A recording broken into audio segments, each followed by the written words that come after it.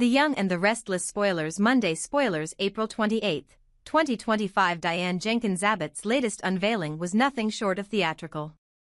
As the afternoon sun slanted through the grand arched windows of the Abbott mansion's Great Hall, guests found themselves immersed in a world Diane had painstakingly reinvented. Gone were the faded wallpaper and weary carpets of old. In their place were 3 panels of hand-painted Venetian plaster that seemed to shift color as one walked past, and beneath each panel, recessed LED fixtures cast soft pools of warmth onto imported Turkish kilims. Diane moved through her creation with the confidence of a conductor, gloved fingertips brushing the edge of a custom walnut console table as she extolled the virtues of seamless transition between old-world grandeur and modern sophistication. Her audience, comprising influential socialites, local philanthropists, and select members of the Abbott board, nodded appreciatively, murmuring praise that Diane accepted with an almost imperceptible nod. She guided them next through the library wing, where floor-to-ceiling shelves of black walnut bore first editions and rare leather-bound journals, each volume crowned by bespoke brass accents shaped like the Abbott crest. The library's lofty coffered ceiling had been painted a deep midnight blue, dotted with tiny fiber-optic lights mimicking a starry sky overhead, while a plush charcoal Chesterfield and 2 wingback chairs invited visitors to linger in hushed conversation. Past the library lay the conservatory sanctuary, a glass-domed oasis where rare orchids in every conceivable hue blossomed alongside ferns that arched like cathedral vaults. Underfoot, a mosaic tile floor depicted a swirling river scene, its stones painstakingly laid to evoke the flow of water. Even the air felt different here, moist, fragrant, alive. And yet, for all its perfection, the renovation was merely the backdrop for a deeper drama brewing beneath the surface of Genoa City's most storied families.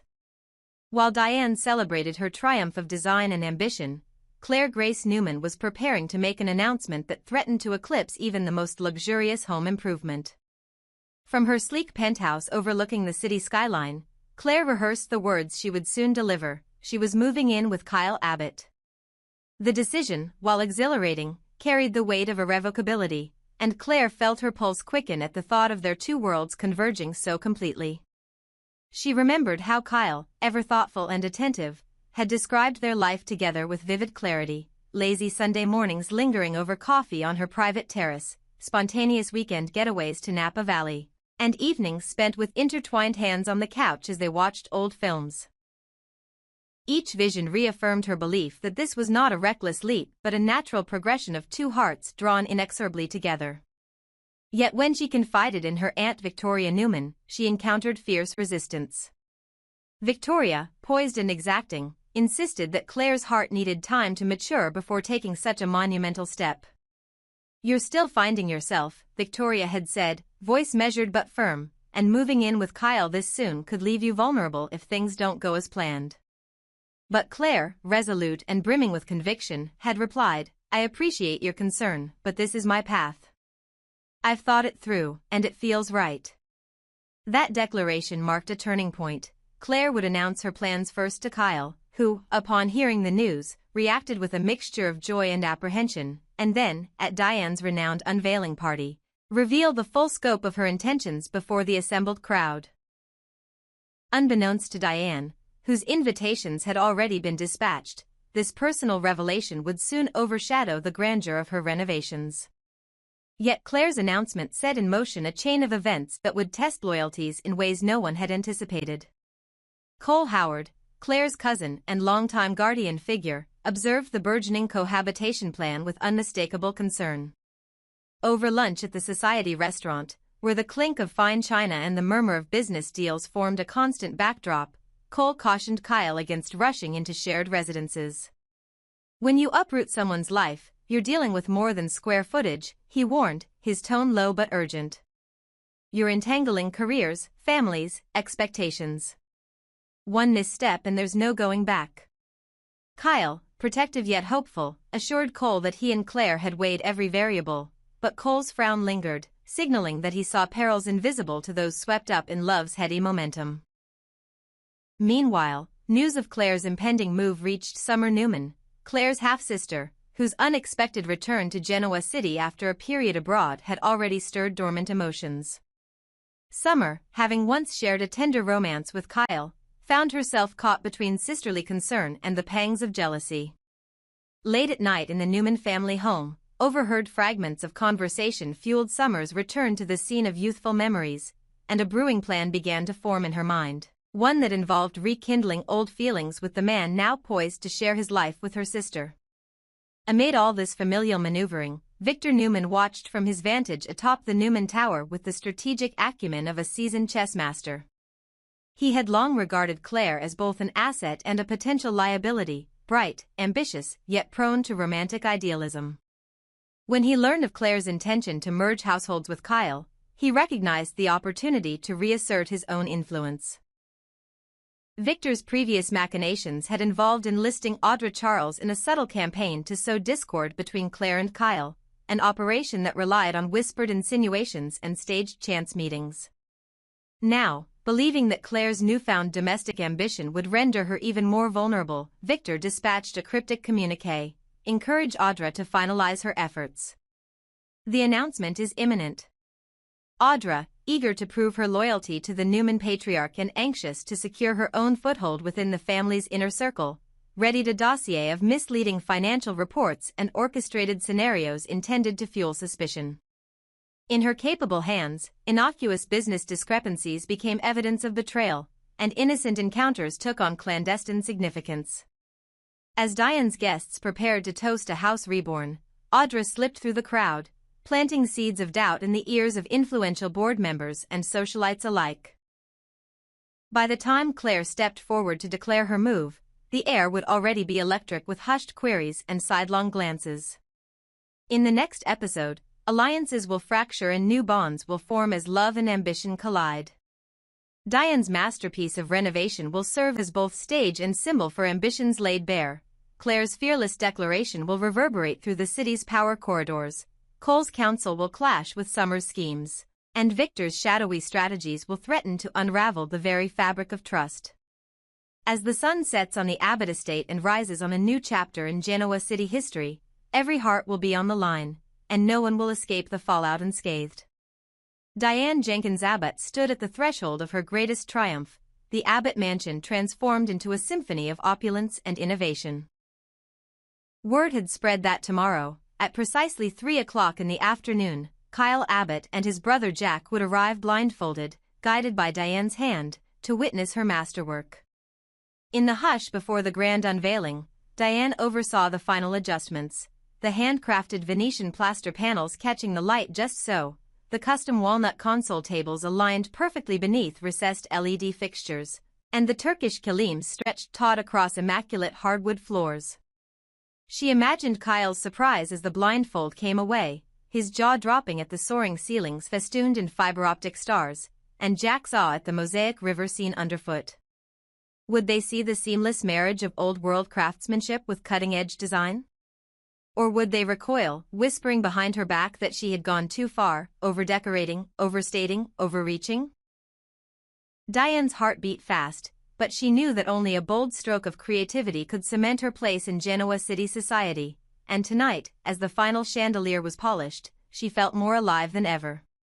Meanwhile, in the penthouse suite 2 blocks away, Claire Grace Newman was rehearsing the words that would soon reverberate through both the social pages and Kyle's living room. She was moving in with him. Heart pounding, she paced before floor-to-ceiling windows that framed a panorama of city lights, the hum of traffic below a distant lullaby. She thought of Victoria Newman's cautionary counsel, how her aunt had insisted Claire needed time to find herself before fusing her life so completely with another person's. But Claire, her resolve steeled by every shared secret conversation and private moment with Kyle, knew the only path forward was together. She closed her eyes and envisioned the morning ritual they'd share. Brewing coffee together, the steam curling between them, as Kyle gently guided her toward a day filled with both high-stakes boardroom maneuvering and quiet, domestic tenderness.